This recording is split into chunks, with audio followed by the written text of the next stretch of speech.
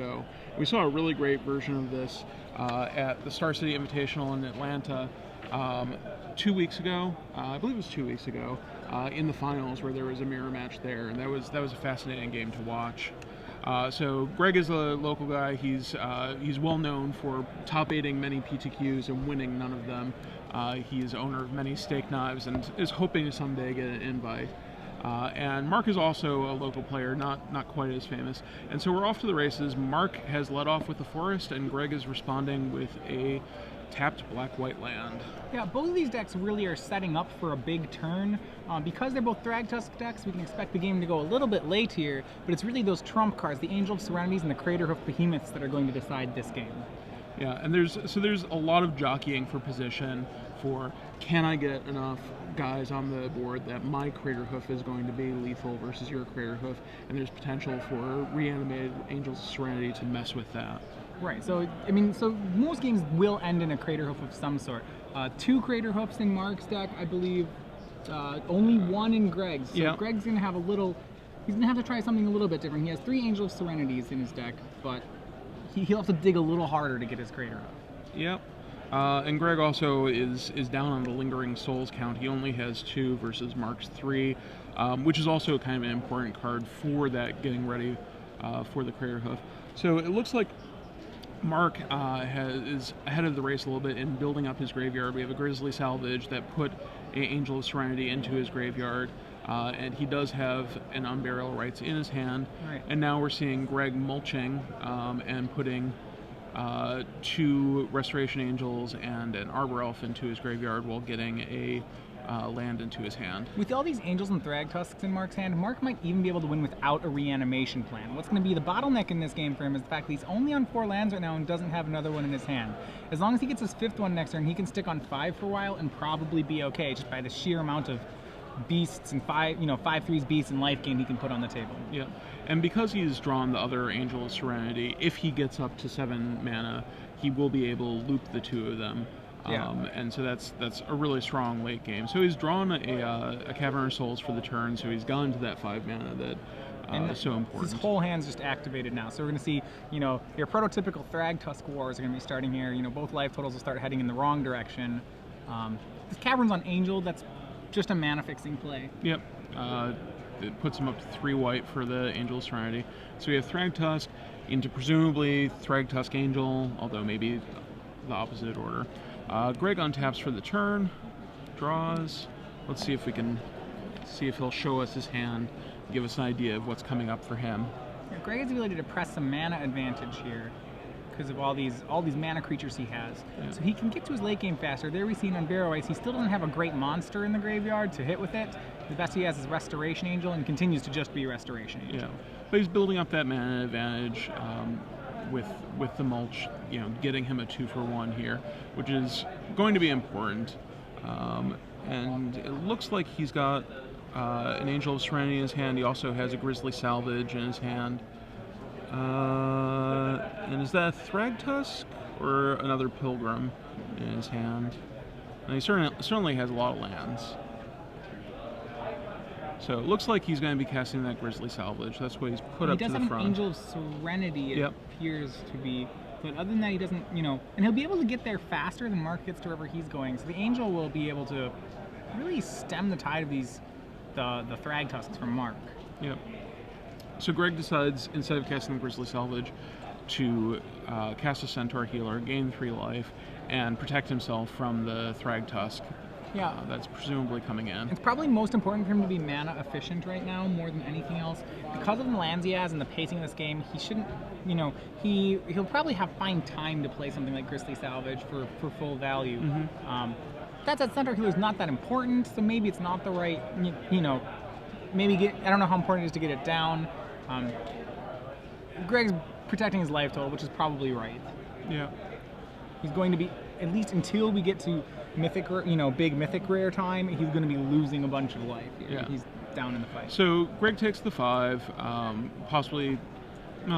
Greg takes the 5, goes to 18, and Mark follows up with another Thragtusk. I thought it was a heads-up play to take the 5 there. I think he's trying to. I mean, it seems like he's trying to avoid putting a Thragtusk in the graveyard, which doesn't make too much sense because it's an Angel of Serenity already in the graveyard. Yeah. But that trade will be available to him whenever he wants it. Yeah, and there's definitely value in keeping your creature count higher for the possibility of the Crater Hoof. It's potentially just one Grizzly Salvage away from getting on burial rights and the Crater Hoof in your graveyard. Yeah, I don't believe it's lethal yet if it does happen. So he's still with his best target is still just a Restoration Angel. Like, you don't see that 5th card there. So I think it was another Grizzly Salvage. Okay, well, we can't take that one. So bunch of land lands or an angel. and an angel. Yep, it is a Grizzly Salvage. So Greg should have enough land that he can just take this Restoration. And he wants an untapped land. He doesn't actually have triple white yet for his angel. I don't know if he has it in his hand. I mean, he's got 2 Avacyn's Pilgrim. Yeah, he does. I don't know. The Restoration Angel doesn't. I think he must not feel that it matters too much on this board. That's potentially very true, and being able to have 7 mana and not tapping your Avacyn's Pilgrims is valuable. Yeah, Greg is a little low on resources, so he's going to have to watch out to make sure he doesn't burn through all his dig. And I was kind of wondering about the Unburial Rights. And this is a little aggressive. Unburial Rightsing to the Angel just to gain 3. is aggressive. My worry is that once he has this Angel of Serenity, he doesn't have a great loop going for him. Yep. No, it most likely it's going to be an offensive Angel of Serenity, either emptying out Mark's graveyard to make sure that he can't reanimate something, or getting rid of some Thragtusk that are blocking the way. But Mark's play is very straightforward. He's drawn a 3rd Thragtusk. And still no more lands, so it's probably still just swinging with creatures, casting Thragtusk again. And so we're kind of dirling around, like you said, with the life totals going the wrong way, and that's going to continue until somebody draws the appropriate game breaker, which really is a Crater Hoof Behemoth. So, if you're Mark, when do you want to pull the trigger on the Unburial Rights on the Angel of Serenity? So he has the Unburial Rights in hand, correct? Yep. Once I have an army that I feel like I can put him really on a back foot by doing it. So you want to use it almost like a falter. I think I want to use it as a falter. Yeah, the worry is that Greg could have Crater Hoof Behemoth. Mm-hmm. And that's the scary thing. You'd have to worry about Greg casting it out of hand. Yeah. Granted, it's 8. So at whatever point that becomes a lethal play is when I want to pull the trigger, because I don't want to get. We're at 30. So right now we'd have to tap 2 mana creatures to play Crater Hoof Behemoth. He has guys that all get +6/+6. So we'd have 7. So our damage would be 7 +8. It would be only a 25 point swing. Sorry, 35 point swing with trample. So actually, right now it would be a lethal swing. Yeah. So I won't. Sorry, 35, but we have our Restoration, so that's 7 on blocking. So it would only take 28 if he played one right now, so we'd be at 2. If we could throw both the Restoration Angel and we can even actually go to 25 if we sorry. want. I'm doing the math for the other side. You're doing the math for Mark having the Crater Hoof Behemoth. I'm doing No. If Greg casts the Crater Hoof, Mark, by his Restoration Angel play, can only take 25 damage if Greg were to tap out for a Crater Hoof right now. So it's still safe. As soon as Greg makes another land drop, then I believe that will be because he'll have 1 extra attacker, because 1 less mana creature to have to tap. Then I believe it would be a lethal swing. So then I think that's when Mark needs to pull the triggers to stop that from being lethal. So I'm doing the math, and I'm actually getting to 36 here. Right. But Mark, because he'll be able to flash a Restoration Angel into play, block with Angel, Beast Token, and the untapped Thragtusk, could prevent some of the damage. Oh, that's where the other point. That's where I'm throwing in the extra Beast points. Token. So it looks like we're hard casting an Angel of Serenity out of Greg's hand. Seems. And it's a trap, and I don't think you want to do it right now, because I think that Restoration Angel is going to happen. Well, so unless you're doing it to do it to all your, I think you just have to do it to all your own stuff then. Well, so you can take his Angel and maybe his mana creature. I would just want to take all my own cards. I don't really want to, the problem is, he doesn't have very interesting things in his own graveyard. Maybe take his mana creature for sure. Yeah. I for sure take his Avacyn's Pilgrim. I don't know if I really want to take his Thragtusk. No, I agree. Taking the Thragtusk seems like a trap. Yeah, I mean, you have to assume a Restoration Angel here. I mean, he's going for Thragtusk, and we don't know what else. So waiting to find out. So here comes the Restoration Angel. And it's going to blink the Thragtusk that Greg pointed at. And the question is what the third target is. But so we're getting the Beast. Yeah, he was targeting the Pilgrim. Okay. So it is going to get Pilgrim. So we went Pilgrim, Thrag. That's actually exactly the same as not targeting Thragtusk, because Mark was already kind of committed to the Angel to Thragtusk line anyway. Yep. So I think that turns out to be. That's the fine. end result is exactly what should be happening Yeah. here. I still feel like that play was a little aggressive. I don't, like, as odd as it sounds, I don't feel like Greg got enough value off that Angel. No, that's very true. Like he set back Mark's mana development a little bit, which seems like the most valuable thing that he got. That was the best part was that he killed the mana creature of that play. That was actually the best thing. The Restoration Angel really has very little effect. Yeah, I mean, if Angels could, Angels can't even flicker Angel. I don't know. There's not many plays now because Greg's out of gas right now, which means as soon as Mark hits lands, Mark's just clearly ahead. Yeah. So we're going to see Mark play the mana creature that he's drawn for this turn. Can't cast the Unburial Rites in his hand right now. Can't cast the he can't cast the Angel of Serenity in his hand. I don't think he has any particularly good Abrupt Decay targets. And attacking, he doesn't have any good attacks. So I think we're on mana creature go, unless there's one more card that I'm not seeing. He has an Abrupt Decay, so he's going to decay the Centaur's Herald. Sure, that's keeping creatures off. Keeping Greg's creature count low is important. It helps stop the Crater Hoof plan. Remember, Greg still only has one Crater Hoof, and because of that, Greg has trouble actually winning this game. Yeah. Now there's a lot of stuff going on.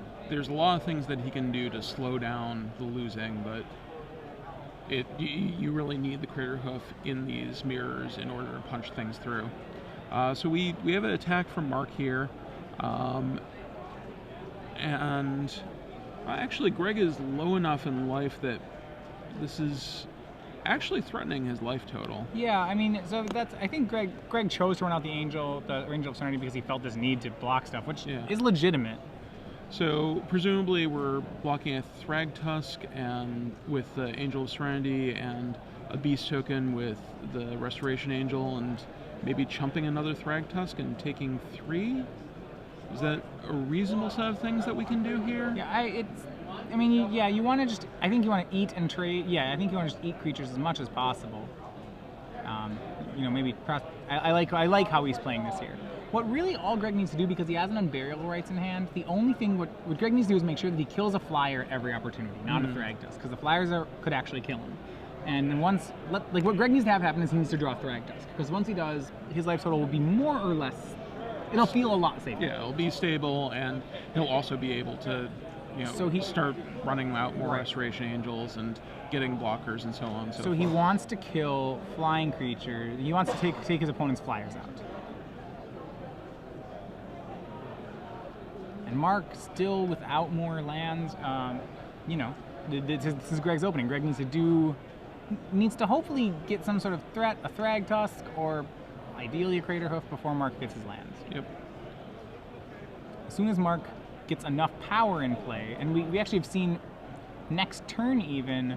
Actually, next turn, if Greg doesn't make a play, Mark can Unburial Rites the Angel of Serenity for the win. Yeah.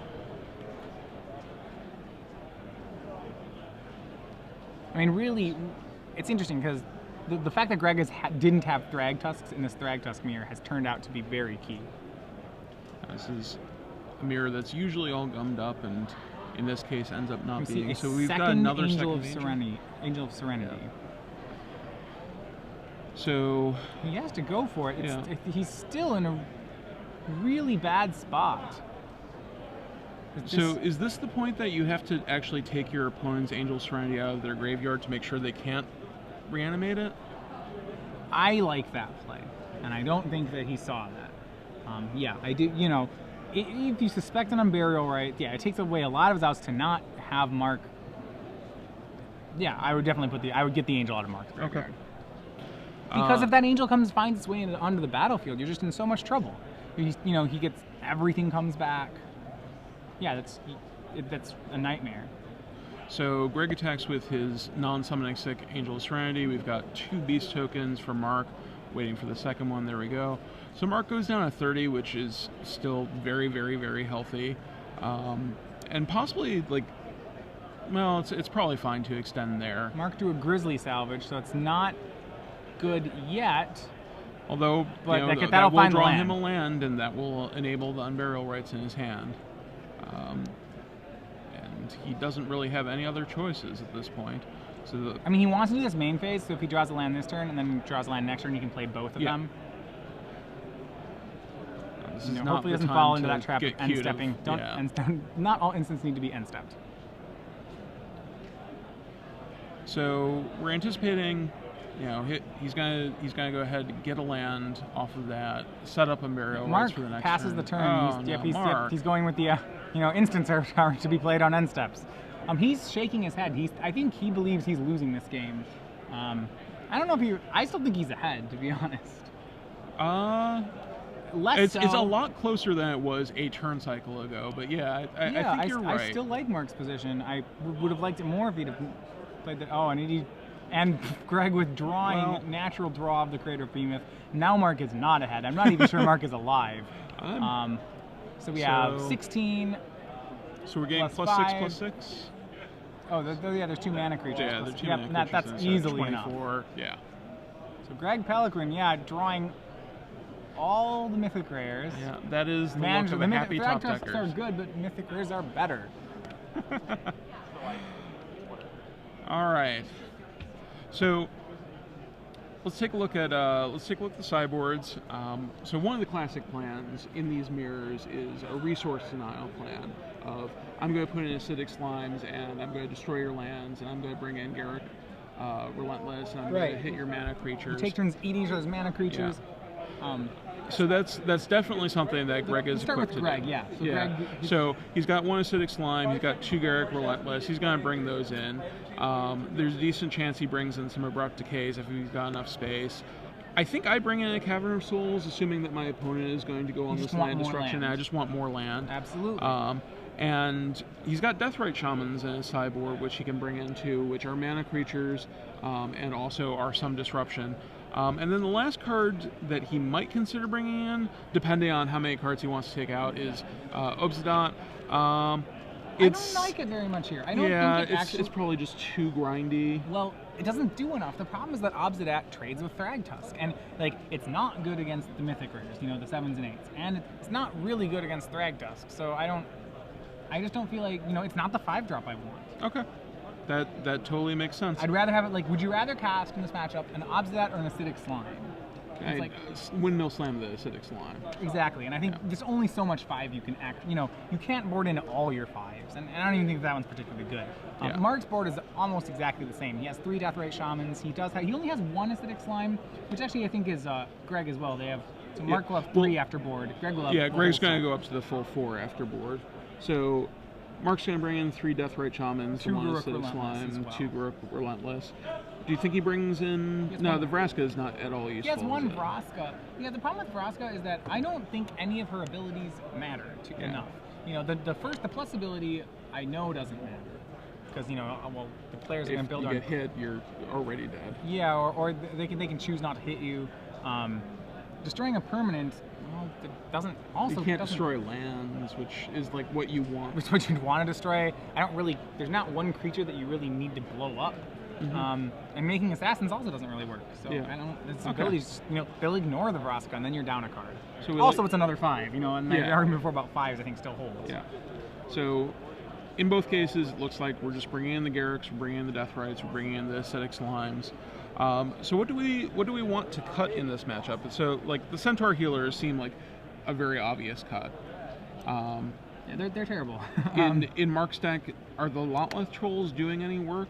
Yeah, so each of them when I look at things to cut, in Mark's deck we certainly get rid of. I think Lotleth Troll seems like it does no work. Obsidian seems like it does no work. So he has 3 easy cuts there. There's really only 3 other cards he wants in. I don't know how much work Lingering Souls actually does in this matchup. Mm-hmm. Well, I know that you need to have a critical mass for a Crater Hoof to make sure it's lethal, but I don't And then granted, if you know a lot about Reanimator, feel free to tweet us what you normally board out. Because I don't play the deck as much, but my impression would be that Lingering Souls is not particularly good in matchup. So, in a number of the mirror matches I've seen, people have left them in. Okay. Because my guess that is could that it's definitely be right. important for jockeying for position, for enough creatures, for lingerings, for Crater Hoof. Especially since there are a decent amount of times, like we just saw, where you end up hardcasting the Crater Hoof, and so some of your creatures that are on the board end up being tapped, and you need to have 3 or 4 attackers. If both players are boarding in Garruk Relentlesses, then it makes a lot more sense to have Lingering Souls. You become more of just like this mid-range matchup, and Lingering Souls is a great card. Is a very passable, if not great card in mid-range matchups. If that's the case, then when I'm looking at things, then I'm not positive. If that's the case, then maybe you have to cut. I don't really want to cut any number of mulches or Grizzly Salvages. Yeah, and maybe it's a shave.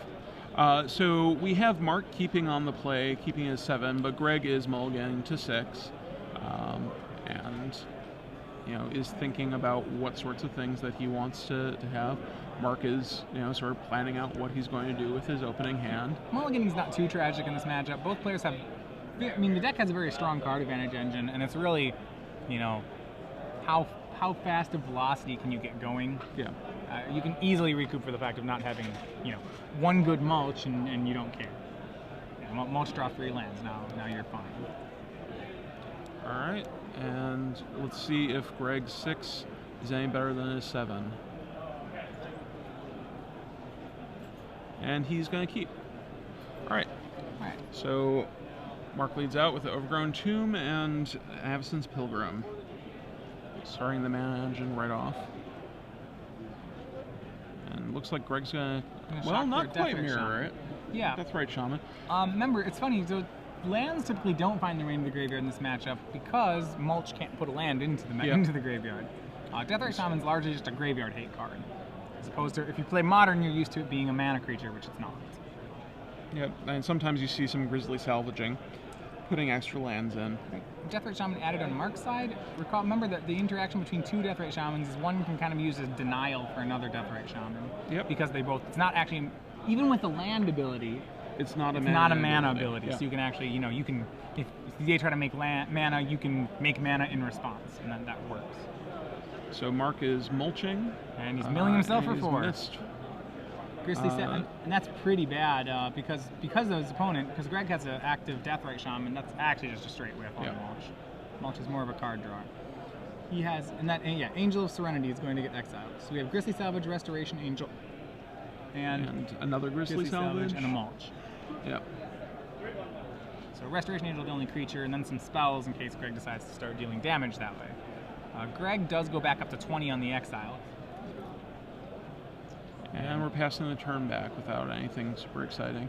And so now we have a chance to exile a spell to deal 2 damage to Greg. I'd imagine Greg just lets this happen because he wants to protect against something bad happening on Mark's turn. In response, Greg could shock Mark, but decides not to. Yeah. The danger here is that we're going to start to enter acidic slime territory. There are multiple acidic slimes and an Unburial Rites in Mark's hand.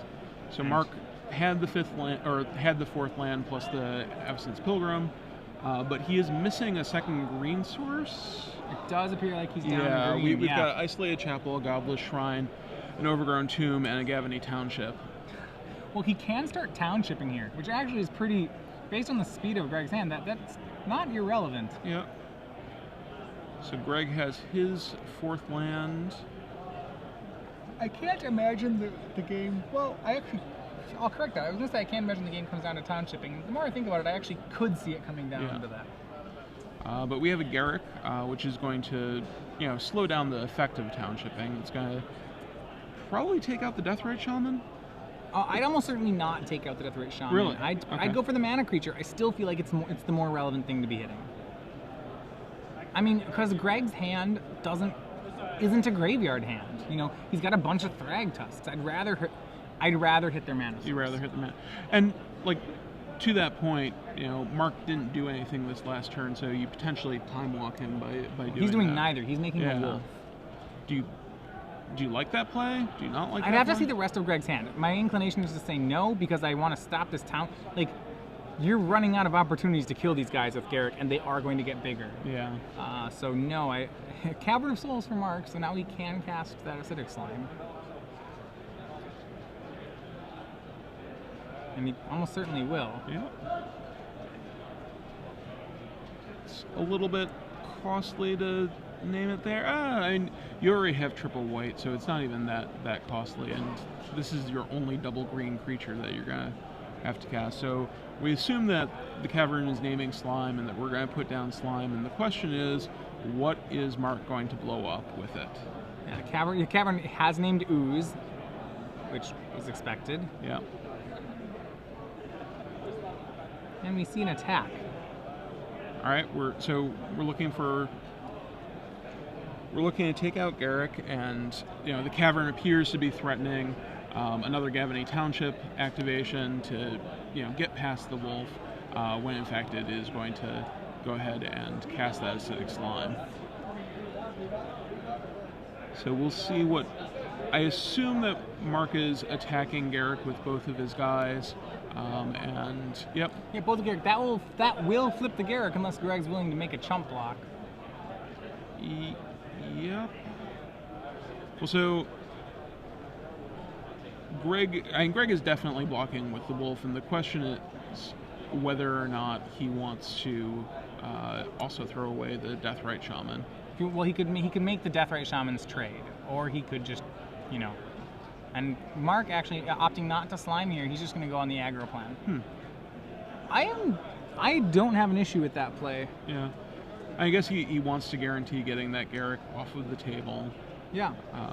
But here comes the slime from Greg Peloquin, and so we're going to get rid of the Gavany Township, and then that's going to trade for one of the mana creatures, unless Greg and has now a we Restoration should see Angel Mark or something. sliming him back. Yeah. Mark. Yeah. Mark shock. drawing another green source, shocks himself. This way he still has the 3/3 Avacyn's Pilgrim as well. Yeah, I would try to leave up that green source. I would leave up the green source, I believe, so that if you're, it depends if you're worried about Greg And is there a on creature burial in rights, graveyard that you... that can on burial rights? I kind of want my Deathrite Shaman activation because I don't think I'm attacking here. Okay.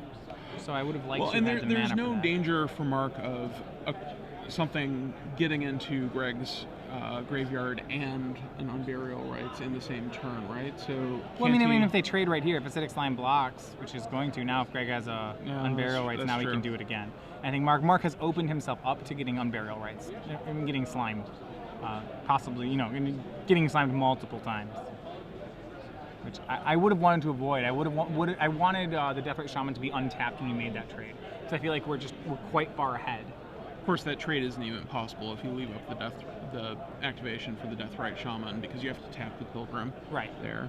And Mark maybe just is thinking, I'm on the aggro plan. I don't think. He's not still supposed Thrag to be. Tusks here. Yeah. You're not actually on the aggro plan. This is not the way he wins. Right. And clearly he'll see that now. Now you look at the board and like, no, of course that's not how you win. What were we ever thinking? He is on the multiple Acidic Slime plan. Yep. I don't know. It seems powerful, but not game breaking. Like the Thrag Tusks seem pretty real, as well. But I guess now Thrag Tusks and Slimes just stare at each other. Well, Mark's going to want to trade a slime for a Thrag Tusk if possible because it's on Burial Rights, right? Yep, absolutely. And so Greg sees through that, chooses to take the 2 damage, but he's not going to be able to attack with the Thrag Tusk. No, he can just play more Thrag Tusks, which I think is what he's going to do. Mark is going to be able to hit his graveyard. The fact that Mark is a little ahead on mana gives him the ability to use his Deathrite Shaman more aggressively. Yeah. That Cavern named Angel, second Thrag Tusk for Greg. All right. And so getting hit for 2, not really a problem for Greg because he keeps on gaining life. And at some point he will be able to start attacking with the Thragtusk into the slimes because he'll be able to keep up his own Deathrite Shaman to deal with Unburial Rites on the acidic slime, as long as Mark doesn't get to 9 mana. Right. Once both players have effectively denied each other the ability to act as a graveyard deck, then this really just becomes a mid-range mirror. So you have to think, when you look at these cards, you have to think about, well, how good is this card actually in a mid-range mirror, as opposed to, you know, thinking about how good they are in a Reanimator deck. You know, drawing an Angel of Serenity, very good. Whereas, like, you know, Grizzly Salvage, Mulch, not very good. Yeah. They just become impulses and divinations, but divinations just for land. Yeah, this is actually a situation where Obsidat would be a fine card. Still not a great card. Maybe fine on, it's like fine on nobody's side of the board. I think that this actually, it just becomes an enchantment. I think, it gains you 2 life a turn, which is fine. I think this board kind of shows why I don't really like it boarded in this matchup. Like, you think about it and you're like, it'd be kind of underwhelming. You blink it every turn and that would be neat, but it wouldn't. I don't think it'd be getting you toward winning. Yeah. So Mark has another Deathrite Shaman, which just means that, you know, if he wants to Deathrite Shaman something specifically, Greg can't steal it from him. But, you know, at this point, we're just clearing out the graveyards, and, you know, life totals are going to go up, life totals are going to go down, but we're all going to stay, you know, in the 20s, in a comfortable place. Yeah. It's a good. The mirror, despite the fact that, you know, this is one of the top decks in the format, the mirror is interesting on it, which is kind of, you know. Yeah, no, there are there's a lot of play different ways to to interact with each other. There's, you know, interacting with the land resources and doing the combat math, and also interacting with the graveyard resources. There's a lot of jockeying for position. So you see, going for an Unburial Rites. Now he's seizing the opportunity with Deathrite Shaman being down to go for the Unburial Rites. Granted, he's not going to get he probably not get the second half of that Unburial Rites. You know, Mark main phase will likely, well, actually probably won't main phase eat it, you know, but he will, you know, he'll be able to shut down the second half of it. Yep. Corbett Gray coming by, now moving to 5-0 with Esper Control. We saw him on camera in round 2. I hear he's got some lucky cards. He has some very, very lucky cards. Alright, so we trade a Acidic Slime for a Thragtusk, and Mark draws a Mulch, which is just a draw spell now. Well, if it's, I guess I'm trying to think. No, it actually just is a draw spell. But, I mean, building up to having 9 mana in play. If he's left Lingering Souls in, it's not just a draw spell, because he can Mulch, hold on to priority, and play, cast Lingering Souls. That said, that's not even, I mean, okay, that's some 1/1s, but that's not actually It's a very slow clock that, you know, it's relevant in that, you know, it will eventually help a Crater Hoof, potentially, but Interestingly enough, Mark's pair of Deathrite Shamans currently represent a pretty good clock. So Mulch into Deathrite, Thragtusk, 2 lands. So a divination, kind of. Yeah.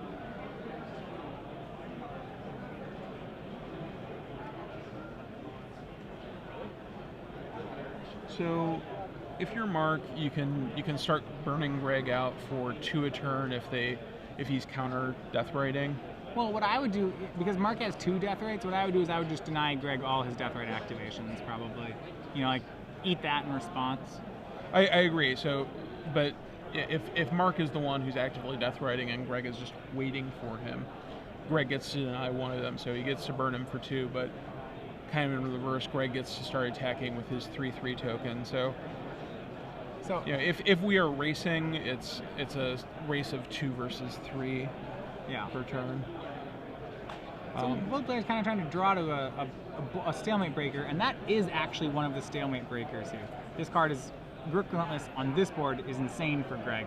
He's supposed to just flip it as soon as possible, and then you know, flip it off the Deathrite Shaman. You get to punch the small Deathrite Shaman, and then you get to start sacking your guys for value. Or you just you sack your guys for value. Yeah, and go get that's what he's gonna do.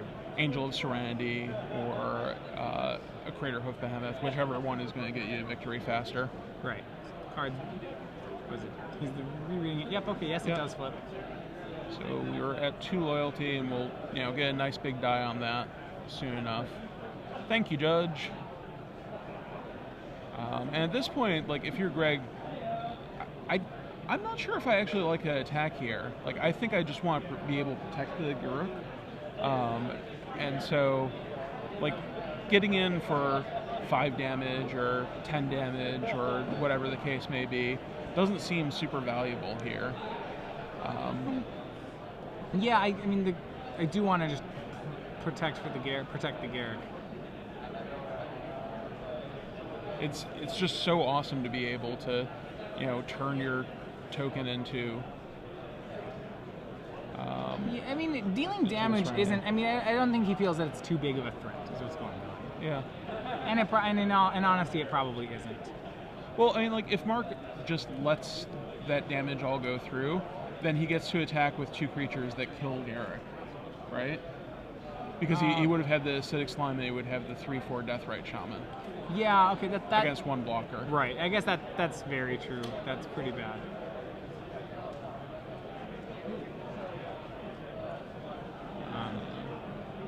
Plays land. It looks like he's passing the turn, and we'll get Greg will gain life. Gaining life to me does seem superior to life loss right now. Greg has the Planeswalker. He wants the game to go long. Yeah, you're going to deal damage in great big chunks, not little chunks. So it's like every turn you can keep the game going on is another activation you get off your Planeswalker. Yeah.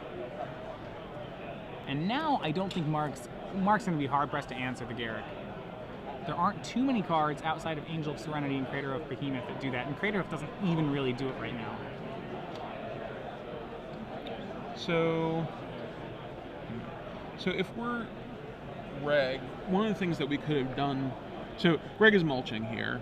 He's looking for a 7th land, which he's going to hit.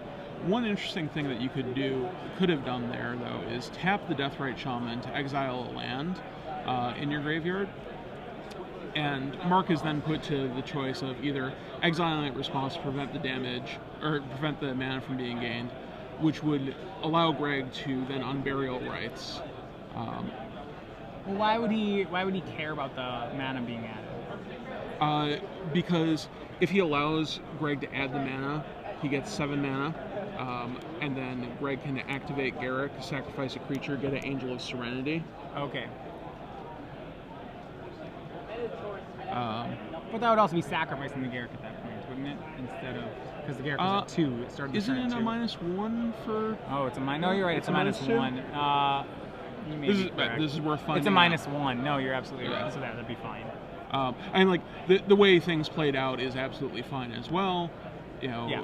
Greg now has both the 7th and the 8th mana. So next turn he can sacrifice, you know, for example, the Death Touch Wolf, go get Craterhoof Behemoth, cast Craterhoof Behemoth, and attack for which should be his life total. Yeah, like 23, 24, something like that. Yeah, a lot. A large number. So we're Grizzly salvaging. Restoration Angel, the best thing. It's another Restoration Angel and a Thragtusk. Thragtusk probably the best find. Thragtusk seems like the most reasonable thing. It gets you. I think it gets him high enough in life that he's got enough blockers to survive a Craterhoof Behemoth.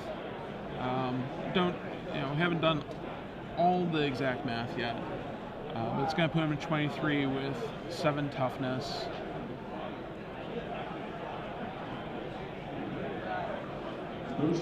Number 6.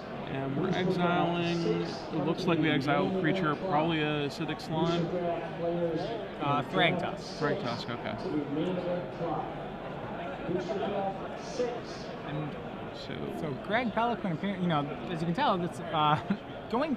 Marks has the difficult situation of even if he wins, the timer's pretty low on their match right now. Yeah. I don't think, you know, that's not too much of a and it's certainly possible for him to win in time, but it's very unlikely. Right. I mean, he has to be adjusting his play speed at this point to accommodate for the chance that he can win. Yeah. I think Greg drew a white card for the turn, possibly another Angel. We'll find out, but I think his turn is pretty scripted. That he goes and gets a Craterhoof. He goes and gets something. He goes and really gets whatever he'd like to get. He draw Angel of Serenity.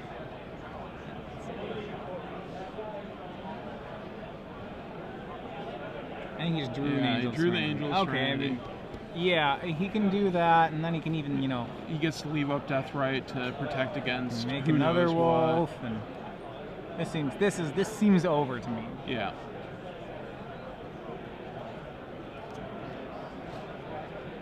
So figure out what we're targeting. At a minimum, I want to target the Deathrite Shaman. I think I also target the Thrag Tusk. Do you mean, does he have 2 things in his own yard that have quality that he can target? No, he doesn't even have 1. Yeah. Yeah, Deathrite, Thrag, no third target. Alright. That seems absolutely correct.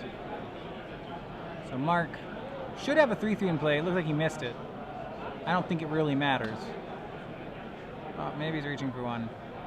No. So get in for 6. Make another wolf. Mark goes down to 17.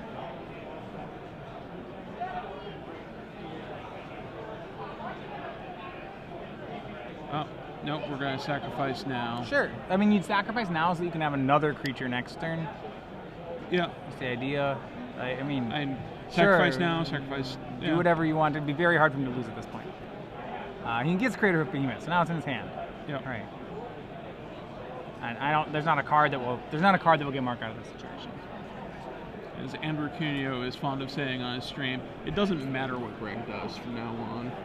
It's all going to work out. Okay, and we have the hand extended. All right, so Greg Peloquin defeats Mark Rathvon 2-0. The Junk Reanimator Mirror. He moves to 5-0.